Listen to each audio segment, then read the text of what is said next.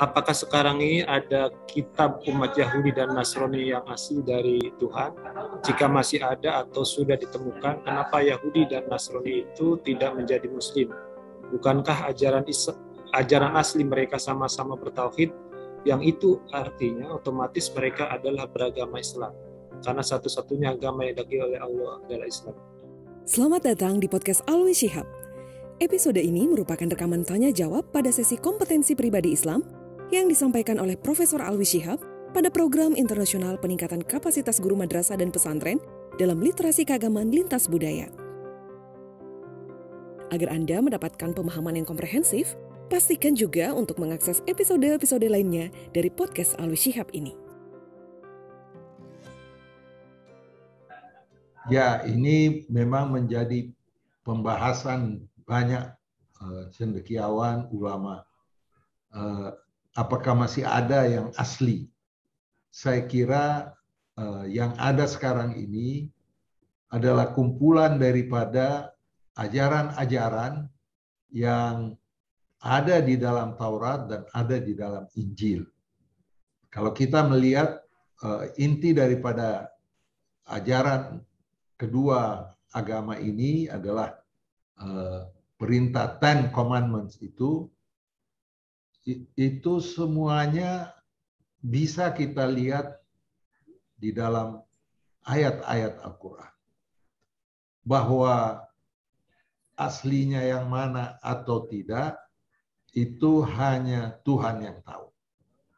Tetapi apa yang kita harapkan dari mereka adalah kita bersama-sama mempercayai kitab kita masing-masing, bahwa ada di antara kitab yang lalu umpamanya perubahan-perubahan, itu kita serahkan kepada Tuhan.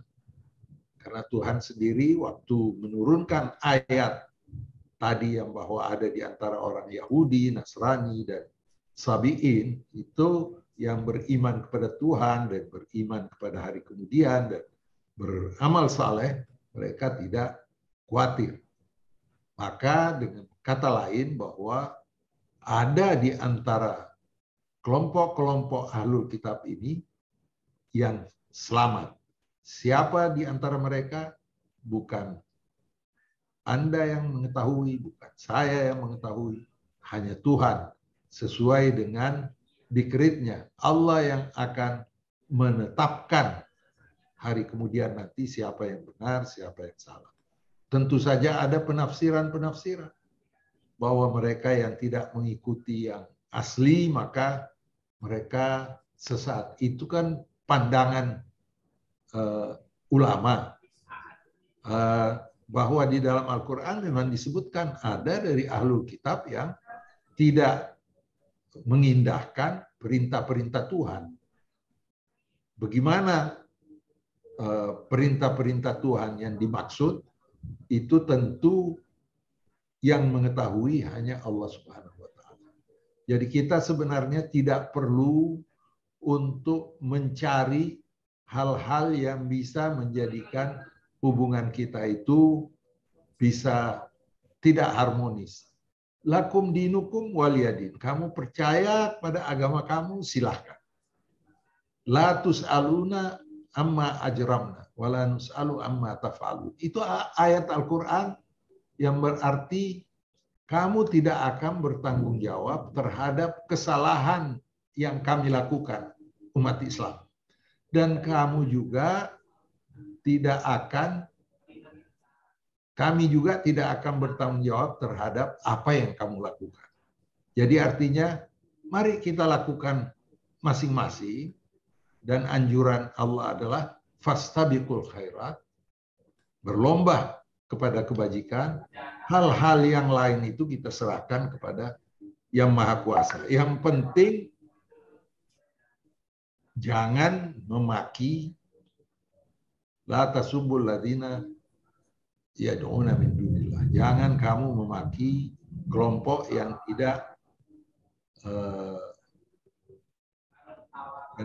mematuhi Tuhan atau yang menganggap Tuhannya itu bukan Allah. Jangan tidak boleh memaki, tidak boleh menganggap mereka sesat. Itu adalah hak prerogatif Tuhan. Dari itu di dalam berinteraksi dengan kelompok Yahudi dan Nasrani, tokoh-tokoh hubungan antar agama ini selalu menasehati kita semuanya, jangan masuk ke dalam lingkup teologi, usuluddin. Jangan. Karena kalau masuk ke lingkup itu adalah ranahnya hati, iman. Dan itu tidak bisa dirasionalisasi atau difikirkan bagaimana jalan keluarnya.